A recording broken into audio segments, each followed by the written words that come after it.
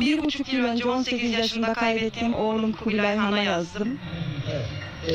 Baharında sararıp solduğunda gitti. Ciğerimi kanadımı yolduğunda gitti. Toprağın olup doğduğunda gitti. Kuzum, anayı ne ettin? Kara kara gözlerime baktığında gitti. Dumansız ateşlerde yattığında gitti. Yüreğime kurşunu çaktığında gitti. Kuzum, anayı ne ettin? Belimi boynumu büktün de gitti. Yüreğimi yerinden söktün de gitti. Bağrıma ateşleri döktün de gitti. Kuzum, anayı ne ettin? Dünyayı başıma çaldın da gitti. Yüzünden gülümsemeyi aldın da gitti. Dermansız dertlere saldın da gitti. Kuzum, anayı ne ettin? Dönülmez yolları aştın da gitti.